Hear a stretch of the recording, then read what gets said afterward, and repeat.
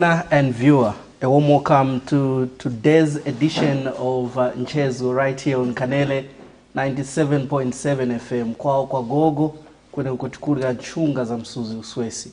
I'm your host Stephen Nkoma. We've brought you many guests on this particular show where we discuss issues that affect our community, and the larger picture is Zambia as a country.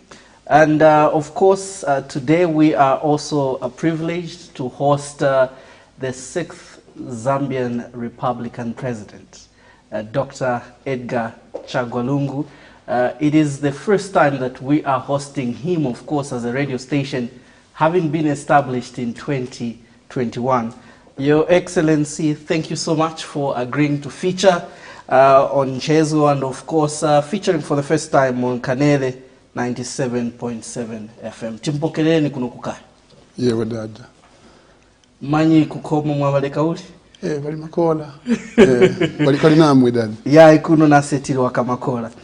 All right, so he's our guest, and we're going to discuss quite a lot of issues in case you've been thinking those big issues you wanted the 6th head of state to address in as far as Lundazi and Zambia is concerned. It is that particular time we're going to talk more about that. Your Excellency, since you left office in 2021, how has life been? It's been very turbulent, I must say.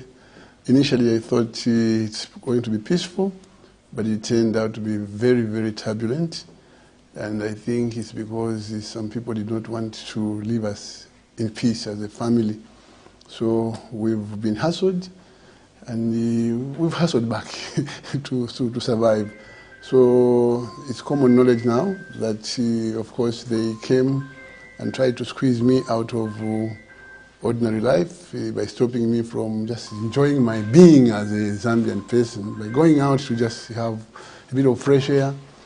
Running around in the morning. That they stopped. They clamped on it. They said it was politicking. Going to church, they stopped me. They said it's politicking.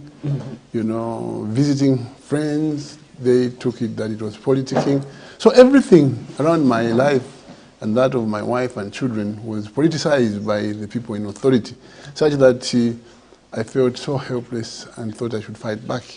But then the crunch came, of course, when we saw that they even want to destroy our party, Patriotic Front, by inciting people to do all sorts of wrong things, to break the laws, and get the party and use it for themselves as a special tool for the ruling party, UPND. So we said no to that. So my life really has been hectic. Of course, you know the stories of my wife and children being in court, allegations of having been a thief, plundered the country, left, right, and center, which are unfounded up to now, and the bad press that has gone against us locally and abroad, which spews lies all the time. You know, they tell lies about me in the morning, in the afternoon, in the evening, like Dr. Kaunda would say, lies in the morning, lies in the afternoon, lies in the evening. So it's been tough. But all the same, here we are. We're still soldiering on, and I'm glad that we're almost getting there. We're used. All right. In case you've just joined us, we are hosting Zambia's 6th Republican President, Dr. Edgar Chagwa Lungu, on today's edition of Nchezgo program. Your Excellency, have you reflected on the challenges that made you lose power in 2021? What were your successes? Oh, our successes as Patriotic Front are so many that if you want me to tabulate them, we can take the whole day. But suffice to say that PF took the country from 2011 to 2021 to higher heights in terms of all economic activities and the quality of life enjoyed by the Zambian people. And I dare say that, unfortunately, this has been lost in the last 3 years. So there's a lot I can tell you about that, but suffice to say, I've learned a lot of things, why we lost elections.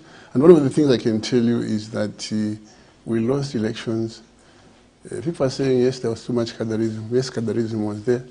But I can tell you that one of the things which helped our friends win the minds and souls of the Zambian people was propaganda. and falsehoods. They told so much lies about me, about PF, about the government, such that we took it lightly and we thought we would bring development to the people, would bring prosperity to the people, and that would help us. But people did not bother to judge us on the basis of the development that we brought. They judged us on the basis of lies and a few misconduct, such as what you've heard to be an issue, that of cadarism. Your Excellency, just allow me to take you back. Recently, you told the international media that you were under house arrest. Claims that the government has since refuted. How do you substantiate those claims? Well, it's a comparative term, house arrest, and also it's contextual. For example, if I cannot move out of my country, Zambia, to go for medication at my own expense, and I'm pulled out of a plane to say, go back home and die, that for me constitutes house arrest. Mm-hmm. If I'm supposed to travel for a workshop or a symposium in South Korea, somebody comes, put me out of the plane and says, you can't travel, that is house arrest. Regulating where I should go, where I should be, who I should be with, that is house arrest. But we can debate this endlessly. But I can tell you that since we spoke out, there has been a bit of easing on the part of the state in terms of allowing me to move about. But that is not satisfactory, because when I was in Zambia, for example, they were trailing us like he wanted bandits, you know, where we went to the lodge, they were all over, and after the meeting, they sort of were chasing us in the name of escorting us. Of course, we outwitted them, we got to Mansawombwe. But at the end of the day, I'm not as free as you are, for example. You came all the way from Lusaka to Lundazi, I came all the way from Malawi. I would do pass. But for me, they went, where is Edgar Lungu? Just the other day, they were in Mpurungu, ransacking lodges left, right, and center, turning them down. Are they looking for you to provide the security? No, what security? What security? Because they've grabbed all the policemen they gave us. They grabbed all the policemen they gave us, that I am not entitled to politics, to police protection, because I'm in politics. So why trouble me by sending policemen to follow me? The incident in Kabwe where they said, we have been told that you can't be here. That's to speak of freedom of movement. I was visiting a bishop. This policeman just comes and says, you can't be here. Why? No, we are told that you can't be here. So is that the freedom that you want me to say I am free? So I can tell you that I'm a virtual prisoner, and I don't like it. And wherever I go, I'm followed. Followed like a wanted, a dangerous criminal. And that's not fair. All right. We can debate endlessly, because I saw some government minister saying, no, he's free, he's free. He goes, I can't go to town today and be left alone. They will come. And they will say, no, you can't be here. That I can assure you. But I should subscribe to the perception that I'm free, I'm not under house arrest. House arrest is a legal term. It can be a political term. I want to be as free as these guys are to go to the market, to go to the cinema theater, to go to the shopping mall, to go to church without let or hindrance. That's what I want. That's the freedom I want, and that's what the freedom I want for everybody. Do you think they regard your movements as a way of campaigning ahead of the 2026 election? But what's wrong with campaigning if I'm campaigning? Am I not free to campaign? Is there any law which stops me from campaigning, if at all? I'm not campaigning, but I'm moving around doing my business. But if they perceive it as campaign, it's not wrong. Your comeback to active politics, Your Excellency, has sparked mixed reactions.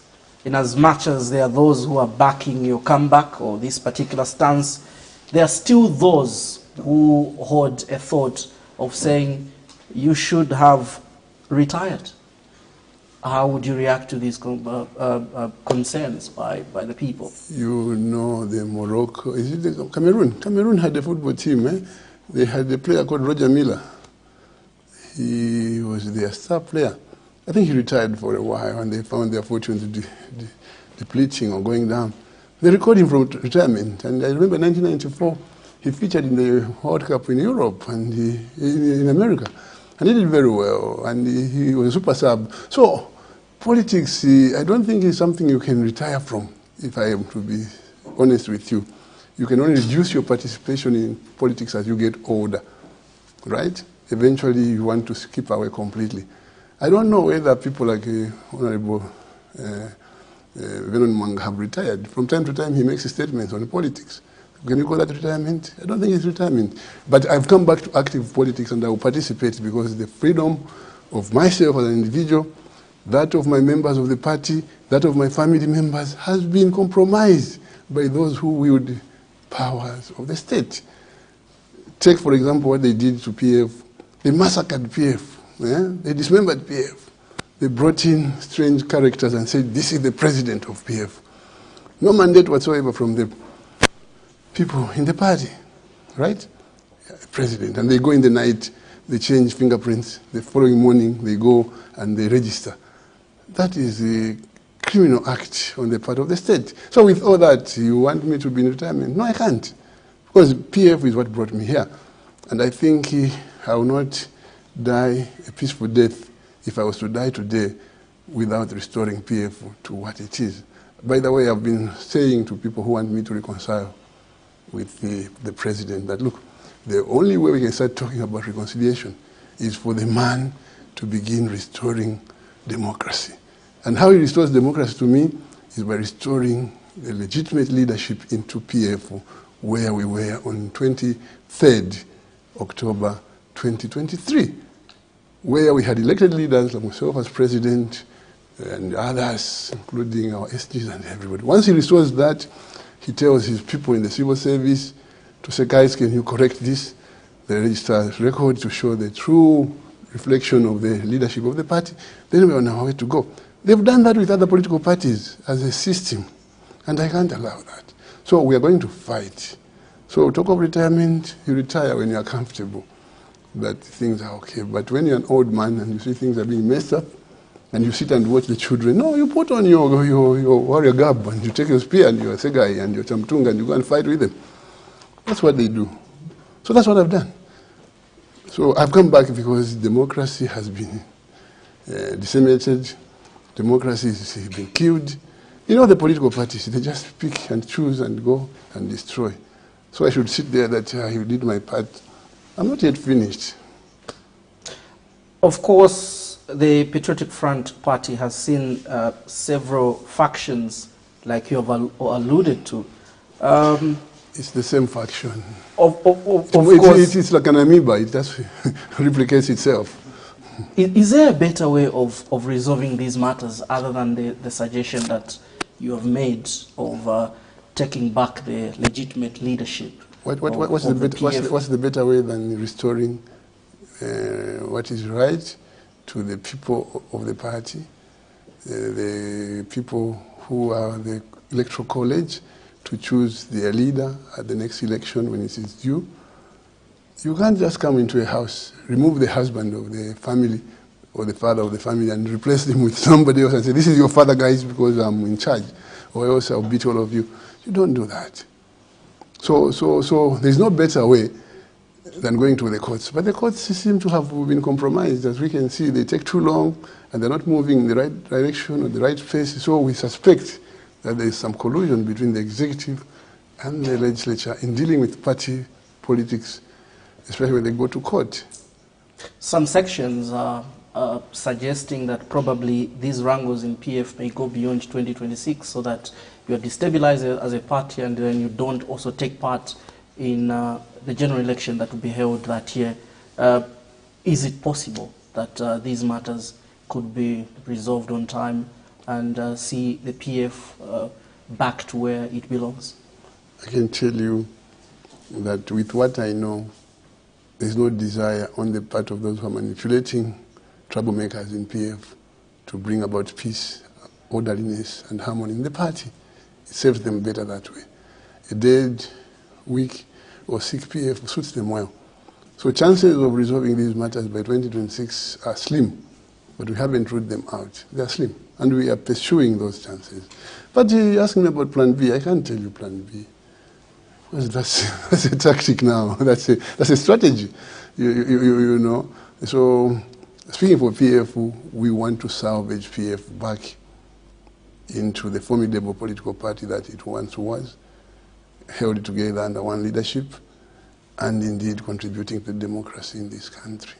And I would like to believe you that the meeting we had yesterday talked about this issue at length. It was a long one, and we all agreed that we need PF.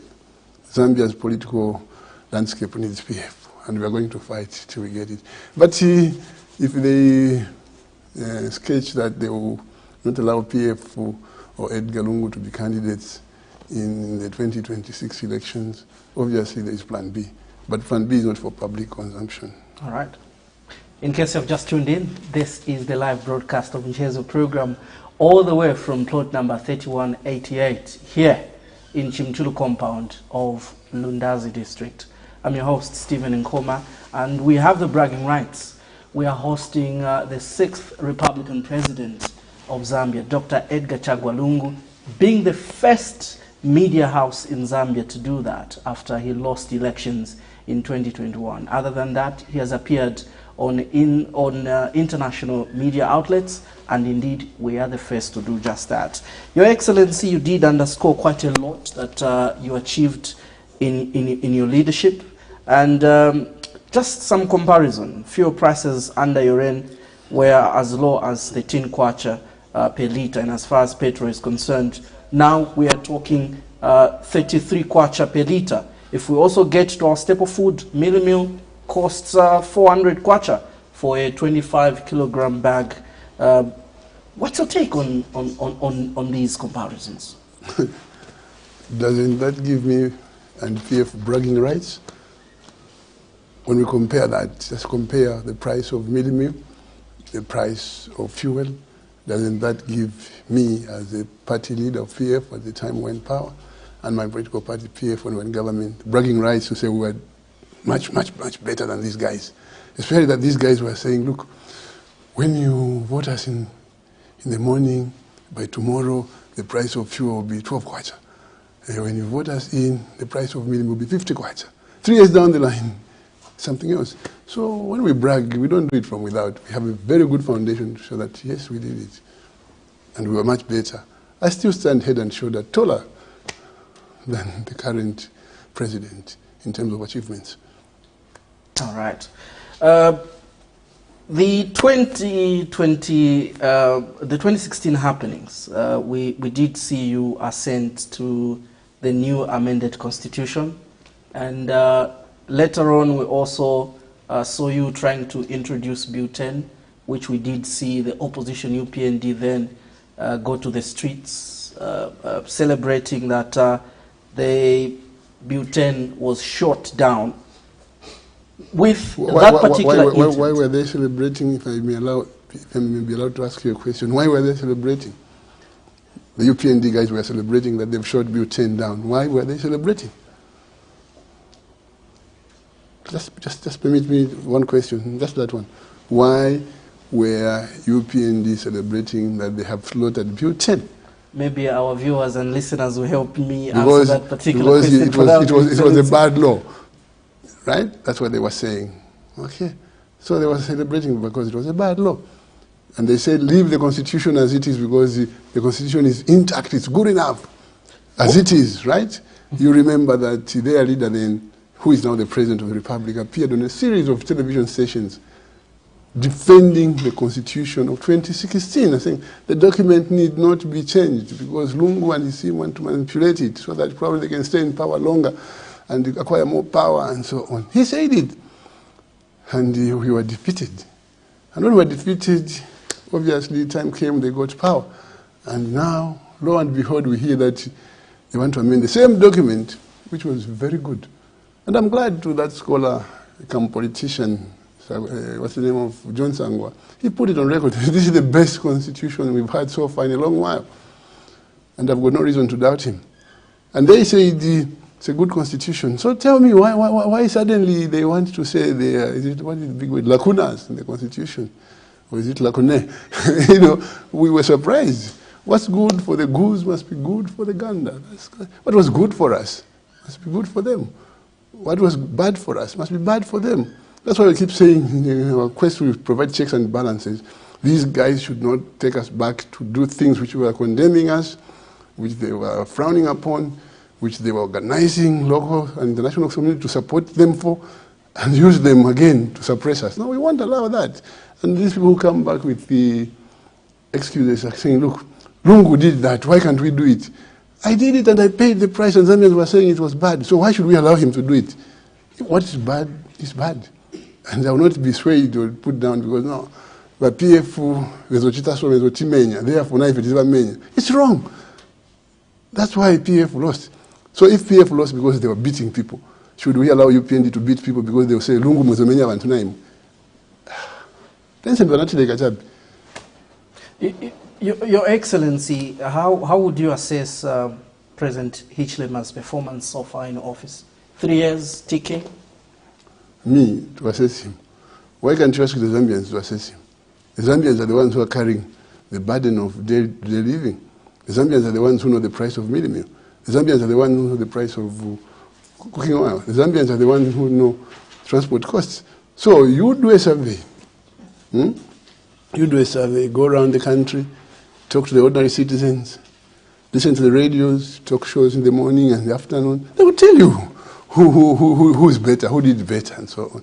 And why do you think they're worried about the cry of what they weighed up? It's because they know that for sure, they weighed it up. Okay. Your opponents, Your Excellency, do allege that you never invested in the energy sector, which has now led to the blackouts that we are experiencing. Of course, we did see load shedding in your reign as well, which you also alleged to some drought. How did you handle drought then for Zambia and Lundazi in particular not to face the blackouts that we're facing now? Because some places are going for days without electricity. Some of them are now claiming having electricity in their homes or workplaces is but a rumor. You see, when we came in, electricity production was at 1,600 megawatts in Zambia. But by the time we were leaving, it was 3,800 or so megawatts, and we were able to export. And we had done a lot of work in terms of new production areas.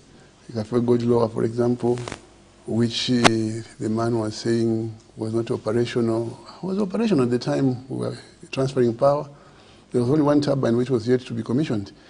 And I can tell you that people in Mansa will tell you we have upgraded the Shimba 4s from 10, I think, to 15 megawatts or something. So if there's a success story we can talk about, it is in the energy sector. We have solar energy in Bangweulu. Bangweulu is in Lusaka, by the way. Bangweulu is not in Bangweulu. There's a company called Bangweulu which produces solar energy in Lusaka, in the south of Lusaka, near the M-Phase. And this goes on the Nchezgo grid. So about 600 or so megawatts. So I can tell you for a fact that we were more diversified, that we were more objective in our quest to make sure that there is a good mix of electricity in Zambia, and people were able to access electricity and reasonably priced. And I think our energy policy speaks for itself, because we wouldn't have been exporting electricity now, as it is now. I know that they're exporting 250 megawatts, and they're saying we have to export because of diplomacy. You can't do that. At a time like this, you have to keep everything in your country and make sure that you even import some energy so that people are able to go about with their lives. Production in manufacturing, in agriculture, and everywhere is going on and so on. Now, suddenly they're telling us that we should go solar.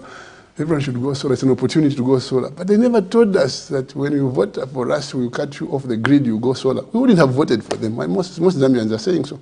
If they told the Zambian people that will hive you off the national grid and will demand that you have off-grid energy production, including solar, because we will not be able to sustain production and distribution of energy. Zambians wouldn't have voted for them. So they lied yet again on energy. But I tell you, we stand like I said, the toll on the supply of energy. Our energy policies were very sound and so on. And you know, this is again brings me to good neighborliness. If we were good diplomats, I don't see why we can't go to Mozambique. I don't know why we can't go to Angola and the other places and ask guys who've got surplus energy. Can we be assisted? We did that at one time. We went offshore in Mozambique. On the coast in the Indian Ocean, we had a ship anchored there for months and supplying energy to us through the system, transmission system from Mozambique to Zambia. And that's why we have these interconnectors and so on. So it's like they can't even talk to each other. The Zambian government can't talk to Mozambique, for example, for some reason, to say, help us, we're in a crisis. Because the only crisis we help is when there is a crash. For example, in Malawi, may the soul of the Vice President, Saulos Chilima, rest in peace. When he died, we were very quick to help out because we wanted brotherliness and so on. But what I'm telling you, good neighbors visit each other. Good neighbors talk to each other. Good neighbors ask each other, should that now cement what you've just said? Because here in Lundazi we're facing the similar challenge, and the business community, whom we can't name for the sake of protecting their businesses, have come through to this radio station and asking probably that if we could be reconnected to Malawi, and when the national grid stabilizes, we could be brought back. But the authorities now seem more centered on using a genset and then buying fuel, which they claim to be sustainable. But those that are directly connected to this problem, they're suggesting that reconnecting Lundazi to the Malawian grid is the best alternative. Are you telling us that they are not going for that option because the relationship with our neighbors has gone south? Well, it's not me to say, but I can tell you that a good neighbor is one who reaches out to his friends and tells them that I've got this problem, how can you help? I can tell you without being a guru at diplomacy that we have lost our standing in the SADC region because we don't reach out to our friends reach out to us, and in the end they get fed up. Why should we be the only ones reaching out to Zambia? What I'm saying is that the Zambian electrical power dilemma could have been resolved by talking to each other, finding out the people in Zimbabwe, how are they doing it? Because we're in the same region. We draw water from the Kariba for electricity and so on. And the subcontinent has got more or less the same source of water. We're dealing with Mozambique, we're dealing with Angola, we're dealing with Namibia. We can always talk to each other. The Bimbas were saying, Mwapoleni akulile umushi. Just being nice to each other, greeting, hello boy, hello boy. No, but we have a head of state who is aloof, who thinks he knows everything and he can handle everything and so on. Looks down upon people he found already in situ as presidents. You can't do that. You have to humble yourself. Go to Tanzania, they've switched off some of the production centers for electricity because they have excess. But why can't you go and ask them, can you switch on one or two to give us power? It's because you kuyumfwa. All right, in case you have just tuned in, this is Nchezgo, right here on Kanele 97.7 FM. We'll be right back pretty soon as we continue our conversation with Zambia's sixth Nchezgo returns. Thank you so much for still staying with us. We are hosting Zambia's sixth Republican President, Dr. Edgar Chagwa Lungu. And I'm your host, Stephen Nkoma. We've discussed quite a lot of issues. The second part of our talk will be centered on agriculture, and also we want to go back to energy and get to see, because this is the challenge that we have right about now. Several days you do not have electricity and you have to go solar, which a lot more people are complaining that you need money to invest in or buy those solar panels, buy batteries and whatnot. We just want to hear more from His Excellency and of course get to know if at all he could have done it better. and what could have actually happened. Your Excellency, welcome back to Nchezgo. Thank you. Yes, you talked about the energy sector in regards to actually what is happening now, and also you did stress a point that it seems our relationship with the neighbors has actually not been what it has always been in the past. Maybe just share with us, what did you do, of course, not to face this challenge in your end, which a lot of people would agree with me right now that yes, there was load shedding during that particular time, but we didn't have these blackouts. And then they're also saying, if you won the 2021 elections, we could have seen worse things than what we're seeing today. You see, let me start by saying that in management of resources in any nation, you listen to the experts, you listen to the technocrats who give you opinions and options, and then you take that one which suits you best. But I'm afraid the current leadership does not have the luxury of getting technical opinions or options. They just wake up, bang, they're gone, and they're deciding and they're doing. Because when you have surplus, and for electricity you can't store, you export. At that point, you negotiate contracts with your friends, you export. And when you have a deficit, you reduce on the exports. So if you're going to work out contracts, there should be flexibility in those contracts such that when you have times of plenty, you are at liberty to export. And when there is a deficit, you hold back electricity so that you are able to supply your people, your needs, and so on. That's what we did. There's no magic about that. So I can tell you that we listened a lot to the Zambian people, the experts, the gurus in the industry. They're not our friends in the Europe or America, but the local industry has its own experts and so on. So that's what we did. And they could even predict that with the water levels in Kariba, we are going to have a problem. Because the water levels in Kariba is managed by ZRA, not Zambia Revenue Authority, but the Zambezi River Authority. They manage the waters and they know how much of it Zambia can use and how much of it Zimbabwe can use. And they are always giving guidance to the two republics on how much water to utilize so that there is enough water to take them through to the next season. So that's what we would have done, and would have done it better.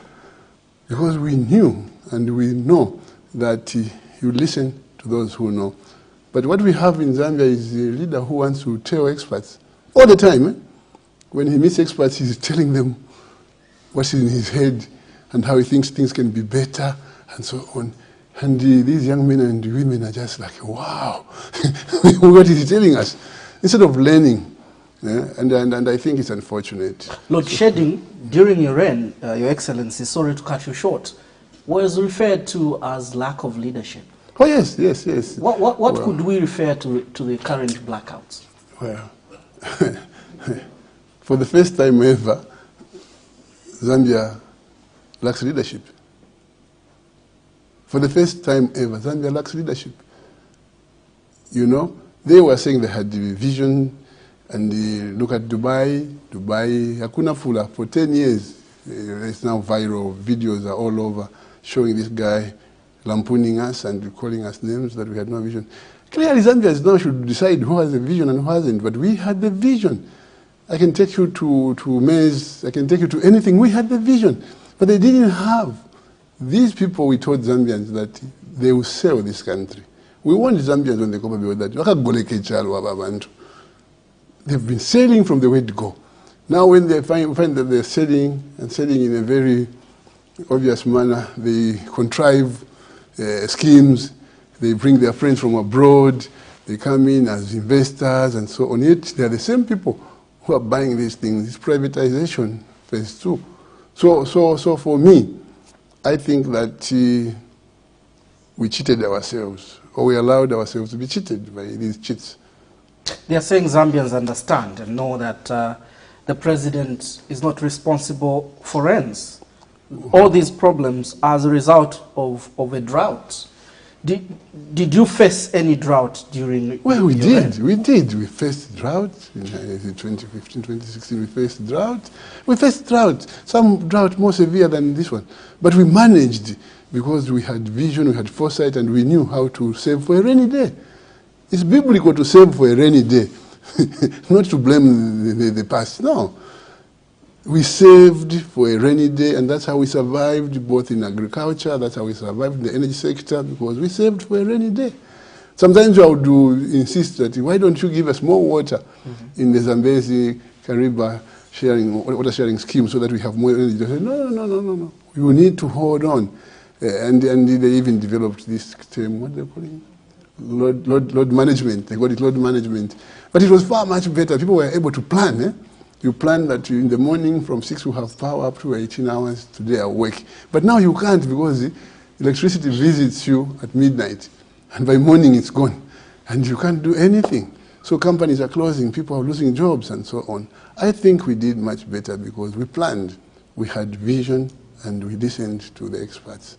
So I don't really want to compare myself and contrast myself with a failure anyway. It's unfair. The guy doesn't just match the class of leadership we provided in PF. He doesn't match the quality of the ministers that we had in PF. He doesn't match the character of the technocrats in the civil service. He has purged everybody and has brought in his own who are learning by the job, but some of them who don't even have a clue of what they're supposed to be doing. That's why we are here. Lundazi is known to be a farming hub because the majority of our people depend on this. What was it that you were doing in the past regime to ensure that we have the so-called bumper harvests that the country recorded during your reign? You see, during our time, by now, we would have had in the sheds in Lundazi all the requirements for the farmer. We would have had seed maize, or seed as they call it. We would have had the fertilizers, insecticides, and everything in readiness for the rains. Because preparedness is not enough if you don't prepare in good time. So what we did best is we prepared for farming by making sure that inputs go to the farmer in good time. We know the problem of some roads being impassable. We tackled those in time. And at the end of the day, the farmer was just merely waiting for the good Lord to bless him with the rains so that he could start farming. And that's what we did best. So when you say, no, leadership lacking, who lacks leadership? They lack leadership. Because right now, as we talk, you can go around all the chiefdoms here in Lundazi. You'll be amazed that none have received. You've been around. How many have received the fertilizer or seed? I don't even know whether they've been paid for their last crop. So I think that there's no magic here. When we say kubomfiamano, kusebenzisamutu, that's what we used to do. Not to talk about how you use your head without using it. All right. Fast forward to 2026. If you were re-elected, what would you do differently? I would make sure we don't export maize. I would make sure we don't export maize in the manner that we saw this government do. And I would make sure we don't export power in the manner that they are doing. And I would make sure that I satisfy the Zambian people before I satisfy my neighbors. Of course, we used to do that, but we would reinstate that kind of behavior where Zambians come first. The welfare and good living of Zambians should be of primary concern to us as leaders. All of us, starting from the president to the vice president, the ministers, the civil servants, we should all be mindful that we are here to save the Zambian people. In short, priority number one should be to save the Zambians. If we have bumper harvest, we make sure we store sufficiently to have something in the coming season. If we have excess energy, we manage it in such a manner that we don't deprive the Zambians of the energy like we have done now. Because if the energy being sent to the mines, exported and so on, was used for us here, there would be a difference. The load shedding and the suffering of the people wouldn't be as heightened as it is, you know. We would have continued, in fact we continue, like I said, the Chishimba in Kasama, Chishimba Falls, there was an investment there, a big one. The Msonda Falls in Mansa, there was an investment there, a big one. And indeed the Bangweulu solar energy in Lusaka, near the M-Phase there, which produces, that's a 600, which produces about 60 megawatts, would have been accelerated. Such investments would have been accelerated. And I think that we can do, we will do when the time comes. Others would say there are attempts to stop you from recontesting future elections. We've seen issues in court in that regard. We have also seen what has happened to the former ruling party, the Patriotic Front. Is it possible for your re-election in 2026 with all these things that are happening around you and the party? Why do you think that they're fighting so hard to make it difficult for me to participate in the next election? It's because they know that we will wallop them. They are worried because they know that they stand no chance at all. The track record and mine now are being juxtaposed and weighed, and people are saying, whatever. So they're fighting hard using the legal framework to see whether they can stop me. We've heard of plans to use the courts, we've had plans to use the Electoral Commission of Zambia and so on. But we are saying no to manipulation. Let there be free and fair elections in Zambia where people pick a candidate of their choice, and may the country's peace prevail on account of respect for the institutions we have given ourselves to manage our affairs, instead of the manipulation we are seeing now where you go to ECZ, you tell them you do the ERTC. What right have they got to do the Electoral Reform Technical Committee program like they're doing? All this is manipulation. But we are saying no, and the Zambians will say no, and the Zambians will vote in December, in 2026, in August, and they will be on the ballot paper. Your Excellency, let's get straight to this Lundazi community. Our people in Lundazi. Yes, Wanabakwinu. In 7 years that you were president of this republic, you visited this place, if my memory does serve me right, 4 times.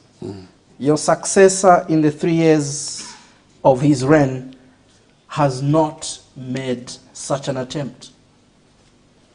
Just a word to the Lundazi people. Why did you commit that much to visit them? Because we know and we've heard that you people, once you are sent to that particular office, you become very, very busy. But beyond your busy schedule, you spared 4 different times to meet with your people here, Kanele Bokosiwan.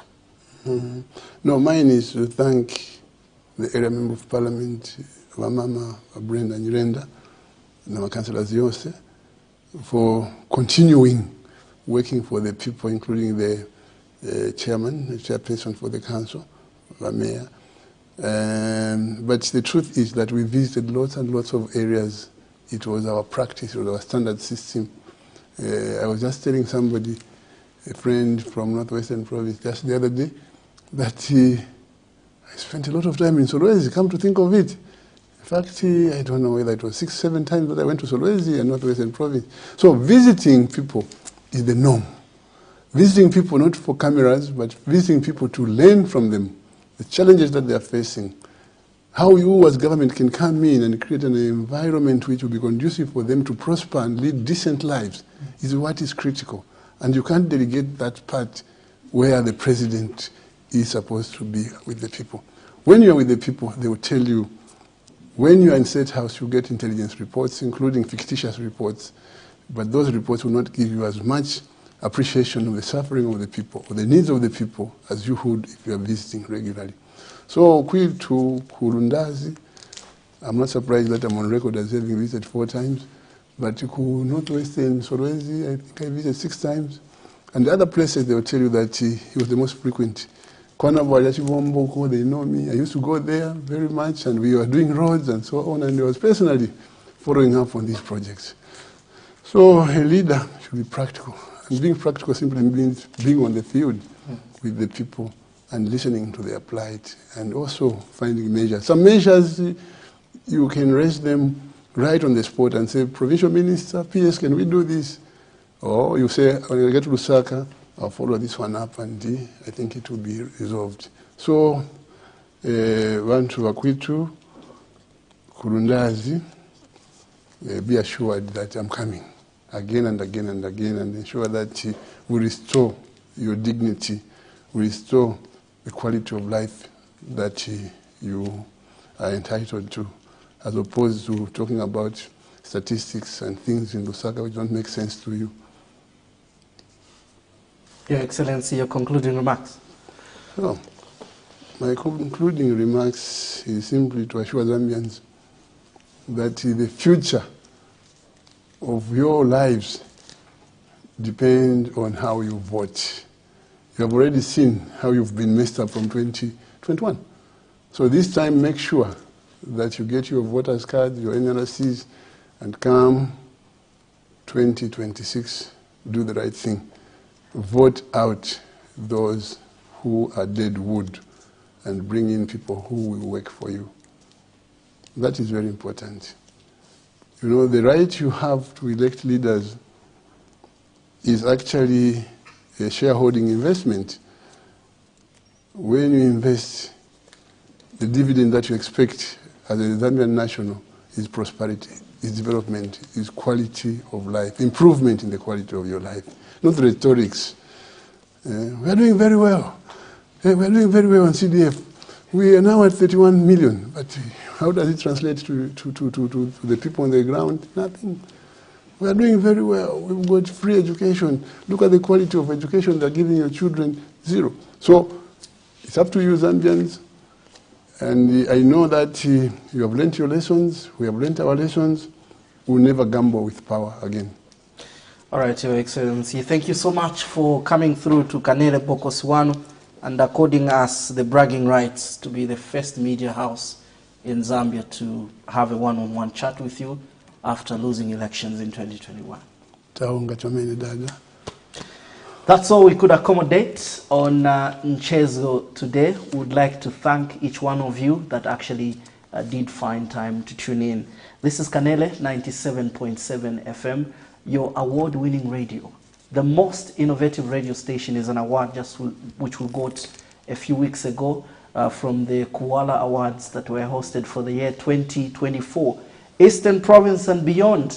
We thank you so much for supporting this radio station. Our brothers and sisters in the diaspora, we do have followers in South Africa, we have followers in UK.